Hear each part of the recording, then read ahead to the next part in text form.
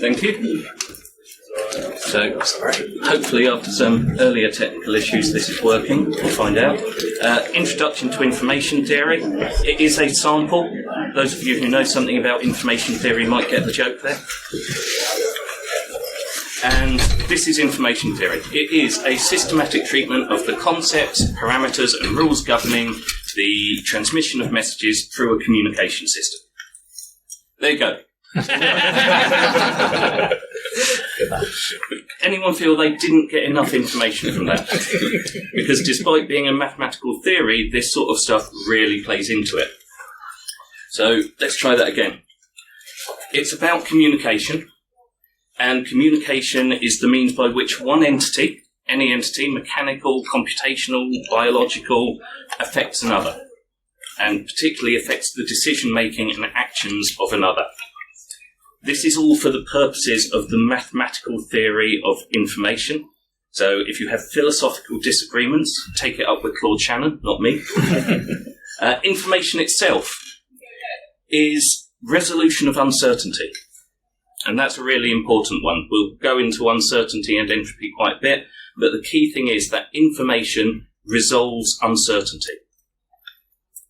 And then entropy is a measure of the reduction of uncertainty. How much does that information resolve that uncertainty? Is it by 1 bit? Is it by 2 bits? Noise, anything that blocks or hinders desired message transmission. That might be from the source, it might be in the communication channel. If someone starts screaming or we get protesters coming in, that would be noise. And symbol. And this is an important one. This goes into semiotics. I'm not going to go into semiotics. The key thing is a symbol is any component of a message. Could be a letter, could be a word, could be a binary digit, could be an image, could be a hand gesture if we were talking about British Sign Language. Anything that makes up a message can be treated as a symbol. And a message is a collection of symbols, nice and tautological there, to carry information. Definitions. Right. Moving on. There are 3 problems of communication theory and information theory. We have the technical problem. The technical problem is about how we transmit a message. So we send it, picks up some noise through whatever transmission method we're using. It might be electromagnetic radiation, might be doors opening and closing, picks up noise, and the message becomes cloudy and uncertain. And then the message that is received may well be completely wrong because that noise has been brought in. There's the semantic problem. So we have this wonderful statement here, the chicken is ready to eat. Could be KFC. Could be that you're feeding your pets. There's a semantic problem there, and your understanding of the meaning of that message will depend on your personal context and your personal choice of how to interpret it. You don't want to kill and eat your pet chicken, you're not going to read it that way. And we have the effectiveness problem. I could not work out a way to illustrate the effectiveness problem. If anyone has ideas, let me know. The effectiveness problem is about how effectively we affect the entity on the other side, and that is effect and affect. So how effectively are we helping them decide on a course of action, or making them decide on a course of action? The Shannon-Weaver model is what I'm going to be talking about, and really good news for you all. It doesn't address the semantic problem, because that's philosophy and linguistics, and it does not address the effectiveness problem, because that's hard. So we're only looking at the technical problem. Communication systems. If anyone disagrees with the Shannon-Weaver model, and there are things you can critique about it, plenty of them, it doesn't deal with two-way communication, doesn't deal with the source or the destination beyond treating them as black boxes. We don't have time for that right now. This is a lightning introduction. So, we have a communication system. We have Alice, because, of course, we have Alice. And Alice is our information source. She has a message that she wants to send to Bob. So, she sends that message to a transmitter. Yes, you may notice this goes a bit fractal because you could argue that the transmitter is also a destination. If we go down that route, we will be here all day. So sends the message to a transmitter where it is encoded in some way. You have a thought, you send it to your mouth, you encode it verbally. It is then sent to the receiver via that verbal communication, decoded, and sent on to Bob, who is the destination. Where does noise come in on this? Between transmitter and receiver. So, yes, it also comes in at the information source. Alice can be a source of noise because what we're concerned about is clear communication of the message. The source can corrupt the message, can be unclear. Comes in at the transmission to the transmitter. Comes in the encoding process. During the transmission. In the decoding process. Transmitting to the destination. And finally, Bob himself can be a source of noise by misinterpreting the message. Noise is everywhere. Maths. This is where I really need my notes. So, this is the function that defines Shannon entropy. Shannon entropy is that measure of the reduction of uncertainty of information. Few key things. The variables we're dealing with are what are called discrete variables. That means they are countable. So they are not continuous. The moment you go to continuous, this breaks down because it doesn't do infinities well. So all variables are discrete. It might be 1 or 0, it might be 1 to a million, it might be blue, red, green, but they are countable in some way. H there is the symbol used for Shannon entropy function. The X is a particular discrete variable that we're applying it to. And what we do is we take that, we take the probability of each outcome of X. So if it's red, green, blue, let's say there's a 1/3 probability of each. If it's 1 or 0, flipping a coin, 50-50. It might not be even probabilities. Maybe we've got a weighted coin and it's 90-10. But you take those probabilities, you sum them up, you multiply them by log B, because magic. B there is a base. So if you use 2 as the base, you get the Shannon entropy measured in bits. If you use E as the base, you get the natural Shannon entropy units. If you use 10 as the base, you get dits, because digital, obviously. Sum them all up, multiply by log B, and you get Shannon entropy out of it. So you get a number. What that number tells you is how many bits you need to carry or encode that message at an absolute minimum. So what is the information theoretic minimum amount of data you can transmit to carry that message? So with that coin flip, if it's a fair coin, or even if it's not, it's always going to be 1. You only need a single bit to say whether it's heads or tails, so long as you've agreed what 1 and 0 mean. If it's rolling a dice, it's going to probably be 1. Well, actually, it will be... I'm not going to do the maths in my head. It will be more than 1 because you need more than 1 bit to carry it. So even though this has probabilities in it, we are dealing with results which can be greater than 1. English language, as an example, has a Shannon entropy somewhere between 3 and 6, or if you're Shakespeare, about 8. And that was calculated by Shannon based on 3,000 words, because he took a sample because there's too many otherwise. But you can work out the Shannon entropy of languages, and it tells you how much information can be conveyed by a short message.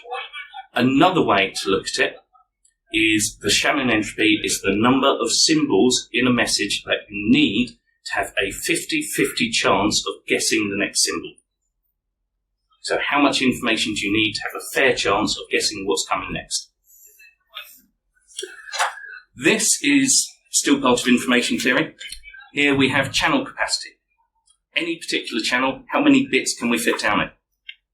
So channel capacity, bandwidth. How wide is the channel? This was built for telephonic systems, so it's about frequencies, but we can also apply bandwidth to other things. conversation has a very limited bandwidth. Ultimately, it's got a bandwidth of about 1 because we can't focus on more than one conversation. You do some maths. You take the signal-to-noise ratio, because that's important, because this is all about communicating in the presence of noise. And you get the maximum theoretic channel capacity out of it. How much information can we pass down that channel? This is used in telephony. This is used in just about anything that involves communication and technology. It's also the information theoretic maximum that you can pass down it. We have not achieved that with any channel as yet.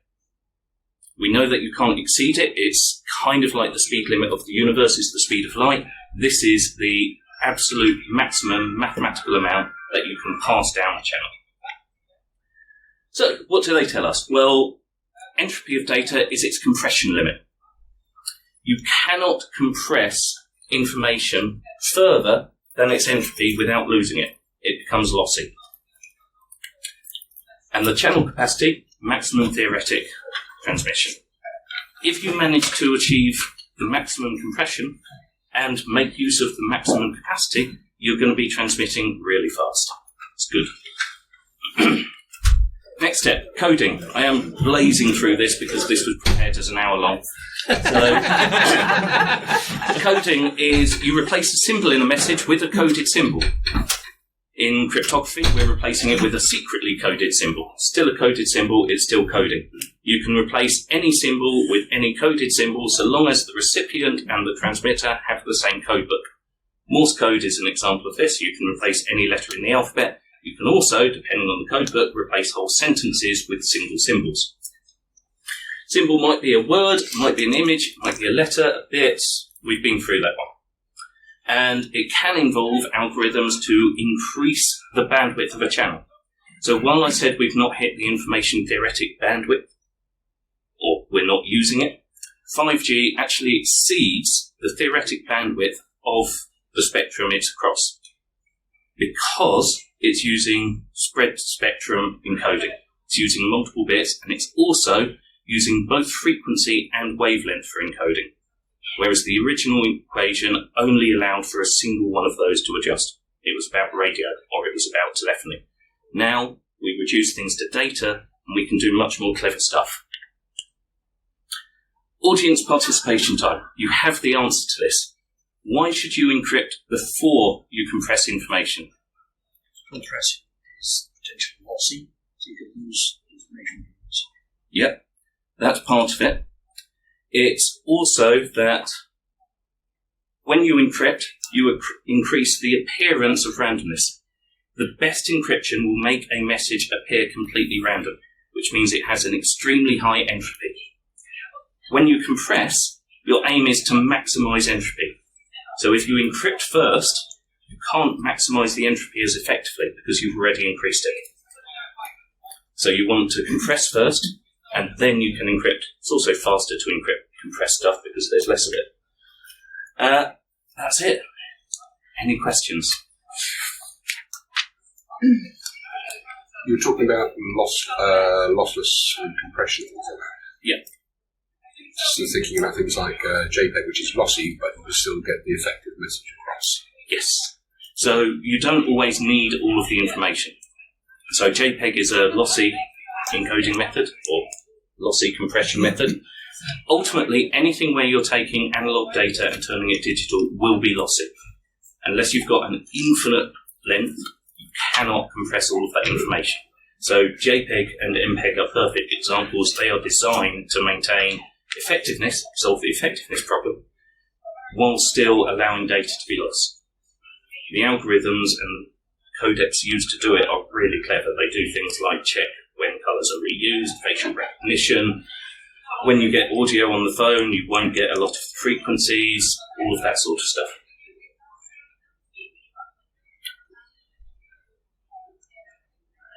Another one. Anyone here know about thermodynamic entropy? The idea that the universe has an energy arrow going in only one direction. Towards the heat death. Yep. So, fun fact, the entropy in information theory works pretty much the same way. And there is a thought experiment, and I won't go into too much detail, but essentially, with one bit of information, you can do a certain amount of thermodynamic work. The effort or the energy required to get that single bit of information is exactly the same as that thermodynamic work. So, if you had a perfect system, then locally, information transmission can reverse entropy, locally. But on a wider scale, it's increasing it because you're having to do the work to get the information to produce it locally. Was there... No? Anyone else?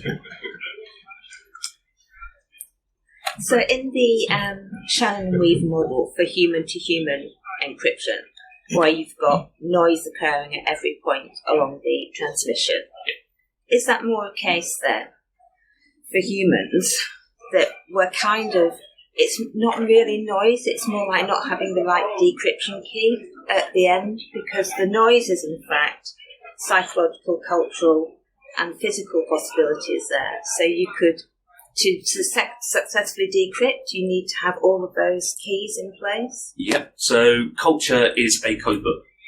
Language is a codebook. We all have similar but not identical ones. So yes, you will have that. There is actually one form of unbreakable encryption called the one-time pad. You may have heard of it. Ultimately, if you really wanted to dig into it, you could argue that a particular culture, their codebook is a one-time pad. If they're not understood by anyone else, yes, you can learn it and you can break it, but it's going to be larger than any single message they're transmitting, so you cannot understand a wider culture, the wider codebook, from sampling the messages. So is that where the Sapir-Whorf hypothesis comes in, about language shaping thought? Now we're going down into the semiotic stuff. No, don't apologise.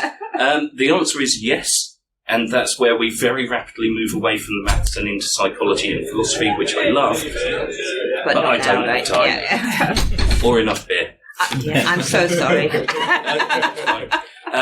But no, it is that. If you get into semiotics, there's this really annoying problem that it's symbols all the way down. So when you're communicating, I'm using words, they are symbols, they come from thoughts. Well, as far as we know, they're actually a sort of symbol encoded in the brain, and below them, more symbols and more symbols and more symbols, and we've got no idea whether there's anything at the bottom. Turtles all the way down, for anyone who knows that reference. Right, one other thing. If you're interested in information theory, possibly from a slightly more technical bent, I have arranged for this book to be free until Monday. So you can grab it off Amazon quite happily by grabbing the QR code, or you can look it up. I would say it's a special deal for this B-Sides, and it is because it's scheduled for this, but anyone can grab it, so feel free to share the link around. I didn't write it. Was it your... Yeah, it was actually my dad who wrote it. He's why I know too much about information theory.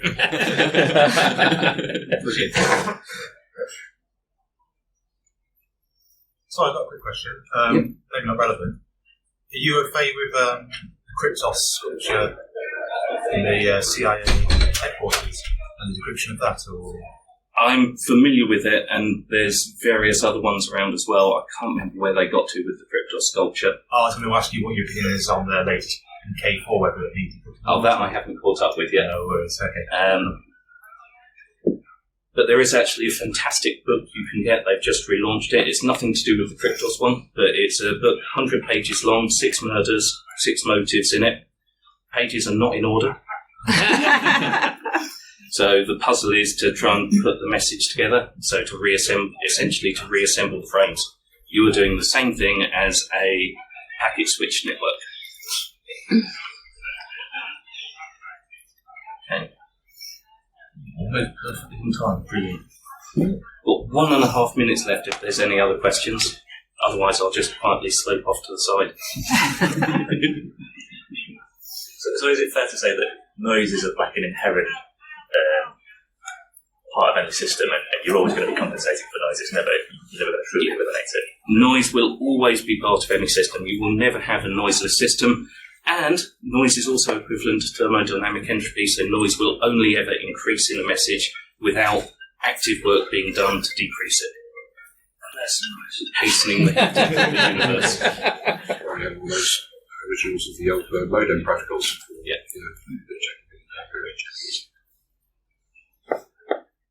It's really cool. Okay. Thank you all.